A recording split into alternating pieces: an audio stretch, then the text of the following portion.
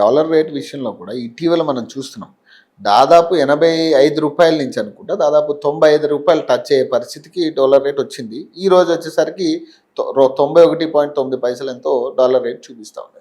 ఈ ఫ్లక్చువేషన్స్ ఏంటి సార్? అంటే డాలర్ రేట్ ఎట్లా మనం నిర్ణయిస్తూ ఉంటారు వీళ్ళు? అంటే ఇప్పుడు నీకు డాలర్ రేట్లో ఎట్లుంటుందంటే మనకు ఫర్ ఎగ్జాంపుల్ ఇది ఎట్లా చెప్పాలంటే మనకు ఇంటర్నేషనల్ ట్రేడ్ ఉంటుంది. ఇంటర్నేషనల్ ట్రేడ్లో మన యొక్క ఎక్స్పోర్ట్స్ ఇంపోర్ట్స్ ఉంటాయి. అవును. ఎప్పుడైనా మనకు ఇంపోర్ట్స్ ఎక్స్పోర్ట్స్ మనకు సమానంగా ఉన్నాయనుకో, ఒక దేశంతో కానీ ఒక కరెన్సీతో సమానంగా ఉన్నప్పుడు మనకి ఏమైపోతుందంటే మన కరెంట్ అకౌంట్ లోటు ఉండదు.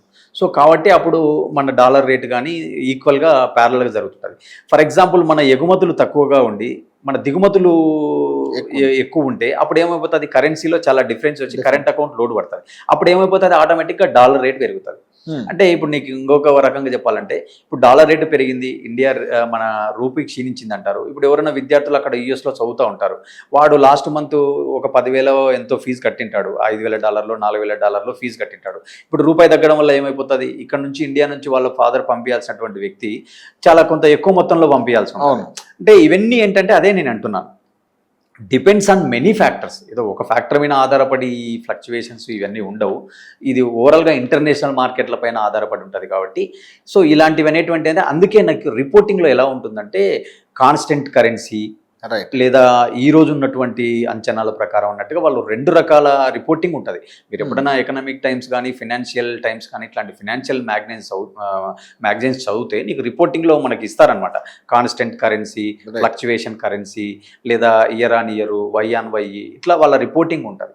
సో దానిని బట్టి మనం తీసుకోవాలి తప్ప మన లోకల్ పత్రికలను తీసుకొని మనం ఏదో అసెస్ చేయడం కరెక్ట్ కాదు సార్. అండ్ ఇంకొక విషయం అంటే ఈ డాలర్ రేట్ విషయంలో కూడా అంటే బేసిక్ గతంతో మనం పోల్చుకుంటే దాదాపు రూపాయల దగ్గరగా ఉన్నట్టే డాలర్ రేట్ ఇప్పుడున్న పరిస్థితి $95. సో అంటే కేంద్ర ప్రభుత్వం కూడా దాదాపు మొదట అంటే బేసిక్గా అధికారంలోకి వచ్చేటప్పుడు కానీ కేంద్ర ప్రభుత్వం ఎజెండా కూడా డాలర్ రేట్తో సరిసమానంగా ఇండియన్ రూపీని తయారు చేయాలనే ఎజెండాతోనే మేక్ ఇన్ ఇండియా కాన్సెప్ట్ కూడా అదే ఒక రకంగా చెప్పాలంటే బేసిక్గా అది సాధ్యం అవుతుందని అనిపిస్తుందా సార్? అంటే ఇండియన్ ఎకనామీ విషయంలో నేను అదే అంటున్నాను ఏంటంటే ఇప్పుడు ఇందాక మనం మాట్లాడుకున్నట్టుగా రీసెంట్గా నేను ఒక వారం కిందట రంగరాజన్ గారి ఆర్టికల్ చదివాను.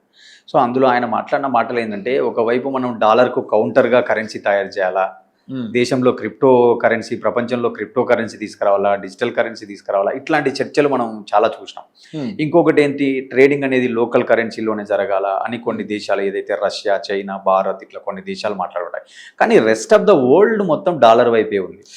సో ఈరోజు మనం ఇమీడియట్గా డాలర్ను కౌంటర్గా ఇంకొక కరెన్సీ వస్తుందని కానీ ఇంకొక కరెన్సీలో మన యొక్క ట్రేడింగ్ నెంబర్స్, ట్రేడింగ్ వాల్యూమ్స్ పెరుగుతాయని కానీ మనం అనుకోలేం ఇప్పుడు.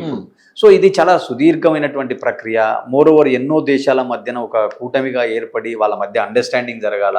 సో కాబట్టి ఇదంతా ఏంటంటే మనం హైపోథెటికల్గా మాట్లాడుకోవాల్సిందే తప్ప ఈ రోజుకి ఈరోజు రూపాయి డాలర్తో పోటీ పడుతుందని కానీ ఈ రోజుకి ఈరోజు డాలర్కు ఆల్టర్నేటివ్గా ఇంకొక కరెన్సీ ప్రపంచంలో ఆవిష్కృతం అవుతుందని కానీ ఇవన్నీ హైపోథెటికల్ థింకింగ్సే తప్ప సొల్యూషన్స్ కాదనేది, అంటే వాస్తవానికి సొల్యూషన్స్ కాదు.